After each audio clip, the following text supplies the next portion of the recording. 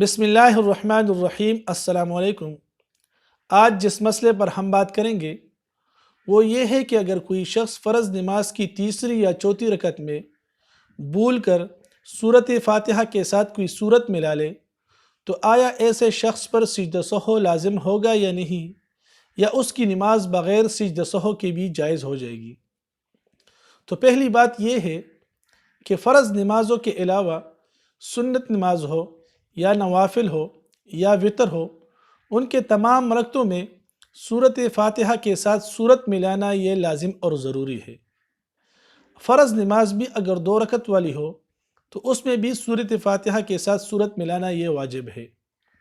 اگر فرض نماز 4 رکعت والی ہو تو 4 رکعت فرض نماز کے پہلے 2 رکعتوں میں سورۃ فاتحہ کے ساتھ سورت ملانا یہ واجب اور لازم ہے، جبکہ آخری 2 رکعتوں میں صرف سورۃ فاتحہ پڑھنا یہ مسنون ہے، اور اس کے ساتھ کوئی سورت وغیرہ ملانا یہ خلاف اولا ہے۔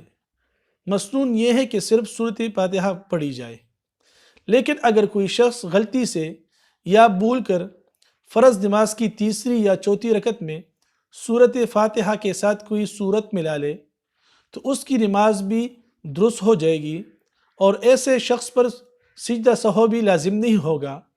ہاں اتنا ہے کہ اس نے ایک خلاف اولا کام کو سر انجام دیا ہے یا ایک خلاف اولا کام کیا ہے، باقی اس کی نماز میں کوئی خلل اور کوئی خرابی نہیں، اس کی نماز بغیر سجدہ سہو کی جائز ہو جائے گی۔ اسی طرح اگر کوئی شخص امام ہے اور وہ نماز پڑھا رہا ہے اور وہ فرض کی تیسری یا چوتھی رکعت میں غلطی سے سورۃ فاتحہ کے ساتھ کوئی سورت ملا لے تو اس پر بھی سجدہ سہو لازم نہیں ہوگا، بلکہ بغیر سجدہ سہو کی اس کی نماز جائز ہو جائے گی۔ جزاکم اللہ خیرا۔